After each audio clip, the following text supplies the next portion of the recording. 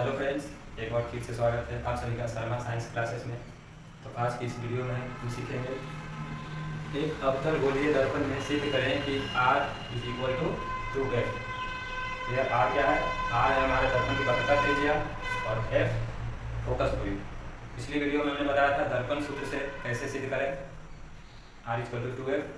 आज बिना दर्पण सूत्र का प्रयोग किए हुए एक दूसरा तरीका बताने जा रहा हूँ।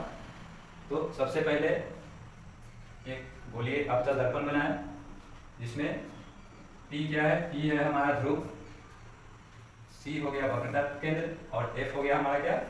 फोकस। अब यहाँ से एक AB एक आपतित किरण है जो B से परावर्तित होकर कहाँ से गुजरती है? मुख्य फोकस से। फिर C और B को मिला देते हैं। इससे क्या हो गया?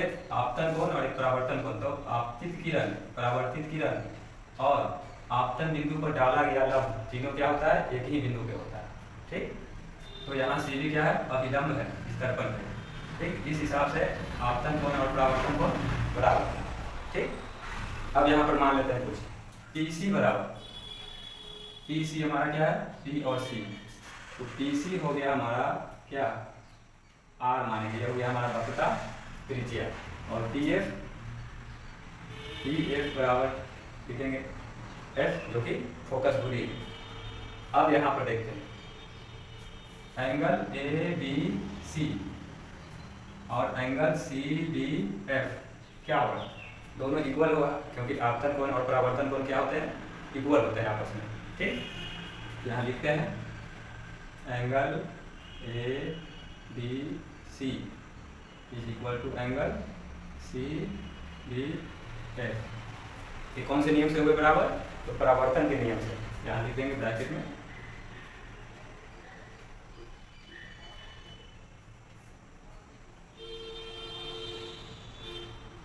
परावर्तन के नियम, इसको मान लेंगे इक्वेशन 1। अब आते हैं दूसरे पे आते हैं।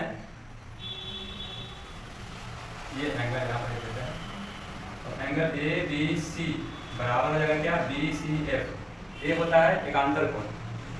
आप मैथ में पढ़े होंगे जब दो कोई लाइन जो कि पैरेलल हो, समांतर हो, जब कोई तीसरी प्रतिच्छेदी रेखा जिसको बोलते हैं ट्रांसवर्सल, अगर कोई दो समानांतर रेखा को कोई तीसरी रेखा काटे तो क्या होता है? एकांतर कोण आपस में बराबर होते हैं। यहाँ ये और ये दोनों लाइन क्या है? समांतर है और एक तीसरी रेखा काट रहे हैं तो एंगल I एंगल C के बराबर होता है। यहाँ पर क्या लिखेंगे? Angle ABC equal to angle BCF। ये हो गया एकांतर कोण।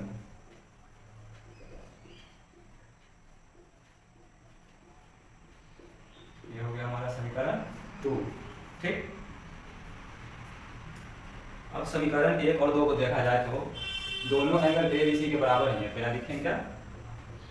समीकरण 1 और 2 से, समीकरण 1 और 2 से हमारा क्या हो गया? Angle CDF is equal to angle BCF। ठीक, एंगल CDF ये और एंगल BCF ये दोनों बराबर हो गए। इस हिसाब से CF और BF भी बराबर हो जाएंगे। ठीक, तो ये समद्विबाहु के रूप को बना देगा। तो इसलिए क्या हो जाएगा? एंगल BCF बराबर क्या हो जाएगा? एंगल FBC भी लिख सकते हैं। ठीक, या फिर जब समद्विबाहु त्रिभुज है, दोनों भुजा बराबर, तो यहाँ पर क्या लिख सकते हैं? CF बराबर BF। CF is equal to BF। ये दोनों भुजा बराबर हो गए। ठीक, यहाँ तक ठीक है। अब यदि दर्पण का द्वारक इसको बोलते हैं कितना बड़ा है? यदि दर्पण का द्वारक बहुत छोटा हो, ठीक, तो छोटा होने में स्थिति में क्या होगा? ये जितने भी ये सब काफी नजदीक होंगे कि नहीं? तो जब काफी नजदीक होंगे तो बिंदु P और बिंदु P ये दोनों बिंदु काफी नजदीक होगा, एकदम नजदीक। जब ये नजदीक होगा तो क्या होगा? ये लाइन और ये लाइन लगभग बराबर होंगे। ठीक, तो इसी को इस्तेमाल हम लोग करेंगे। ठीक, तो यदि दर्पण का द्वारक बहुत छोटा हो तो बिंदु B बिंदु P के काफी नजदीक होंगे और तब क्या हो जाएगा?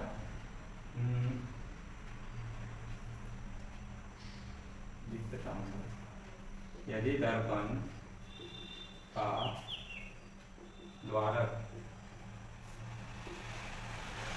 बहुत छोटा हो तब दोबारा करो छोटा तो बी और पी दोनों काफी नजदीक होगा तो बी एफ बराबर एफ बी, बी एफ और एफ पी बराबर ही हो जाएंगे लगभग, थोड़ा सा अंतर होगा। अब यदि सी एफ बराबर बी एफ यहाँ दिया होगा, ठीक, बी एफ बराबर एफ पी हो गया तो क्या सी एफ और एफ पी बराबर नहीं होगा? इस स्थिति में क्या हो जाएगा? सी एफ और एफ पी बराबर होगा, तब सी एफ और एफ पी क्या होगा? दोनों बराबर हो जाएंगे। अब देखिए पुनः चित्र से आते हैं,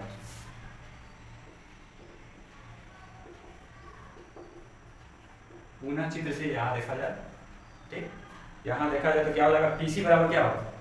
पी सी हमारा क्या था? वक्रता त्रिज्या। तो यहाँ लिखेंगे पी सी बराबर लिख सकते हैं सी एफ प्लस में एफ पी, लिख सकते हैं कि नहीं? ठीक, क्यों? क्योंकि यहाँ पर अब यहाँ पर देखते हैं सी एफ बराबर क्या था? एफ पी था। यहाँ फिर से लिखें पी सी बराबर F P plus F P, क्यों? क्योंकि यहाँ पर लिख देता ब्रैकेट में सी एफ बराबर एफ पी था। ठीक, अब क्या हो जाएगा? P C is equal to F P. ठीक, पी सी हमारा क्या था? पी सी हमने माना था क्या? वक्रता त्रिज्या आर, यहाँ आर रख देंगे, और टू एफ पी क्या था? एफ पी फोकस दूरी था, पुट कर दिया मान, हो गया साबित। तो इसमें बिना दर्पण सूत्र का प्रयोग किए हुए मैंने साबित किया गणित के हिसाब से। ठीक, तो उम्मीद करता हूँ आपको ये तरीका पसंद आया होगा। तो बोर्ड एग्जाम में आप इस तरह से बना सकते हैं। ठीक, और बहुत ही इंपॉर्टेंट क्वेश्चन है, वो हमेशा पूछते रहता है एग्जाम में, लगभग हर एक साल किसी न किसी शिफ्ट में ये क्वेश्चन देखने को मिलेगा आपको, तो इसकी तैयारी करके जाएं। Okay, thank you.